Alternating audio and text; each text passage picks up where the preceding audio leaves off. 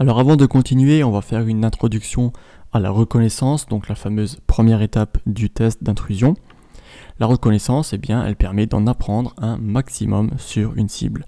Qui est cette cible? Quelle personne ou quelle entreprise? Que fait-elle?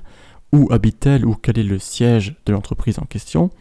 Quand est-elle ouverte cette entreprise ou quand telle ou telle action se passe-t-elle et comment se passe-t-elle?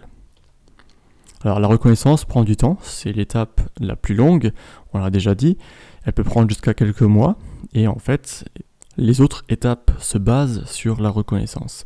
Les autres étapes donc du test d'intrusion qu'on verra par la suite.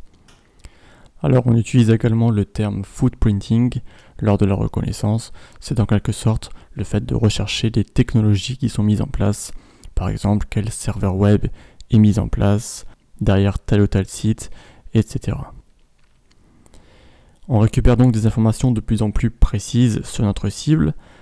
On peut parler de cascade d'informations puisque si l'on trouve une information, elle peut servir à en trouver d'autres et donc on peut trouver des informations les unes après les autres et ainsi de suite. On parle de reconnaissance active et de reconnaissance passive. Alors la reconnaissance active, comme son nom l'indique, c'est lorsqu'on cherche activement des informations, quitte à se rendre directement sur place et d'observer de nos propres yeux des documents précis. Et on a la reconnaissance passive, où on cherche sur Internet des données donc accessibles de façon publique sur Internet. Alors voici les différentes ressources qu'on peut utiliser lors de la reconnaissance. Internet, on en a déjà parlé, par exemple les enregistrements WHOIS, qui contiennent le nom, le prénom, l'adresse du propriétaire d'un site web. On a également les mentions légales qui, elles aussi, affichent les informations sur le propriétaire ou du moins sur l'hébergeur, etc. du site web. On a des communiqués de presse, etc. Plusieurs autres informations sur Internet qu'on peut utiliser lors de la reconnaissance. On a des informations plus techniques, bien entendu, comme l'adresse IP, les adresses IP de serveurs mail, de serveurs web, et de tout autre serveur que pourrait utiliser une entreprise, et également les technologies qu'utilisent les sites, donc encore une fois les systèmes de gestion de contenu ou d'autres technologies utiles au fonctionnement du site, mais aussi utiles pour notre phase de reconnaissance. Alors de façon hors ligne, on peut également récupérer des informations dans des catalogues, dans des documents internes qui ne sont pas forcément à destination du public, mais que le pirate en tout cas n'hésitera pas à chercher s'il en a besoin.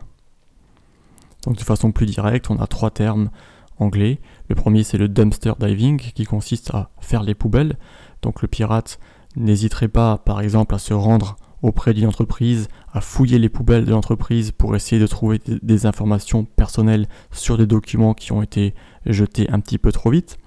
On a le shoulder surfing qui consiste à se rendre encore une fois sur place et à observer au-dessus des épaules ce que tape une personne, donc sur son clavier ou ce qu'elle affiche à l'écran. Et on a l'eavesdropping qui consiste à, cette fois-ci, écouter des conversations de façon active, donc se placer à côté d'une personne et puis écouter volontairement des informations qui devraient être privées entre les deux correspondants.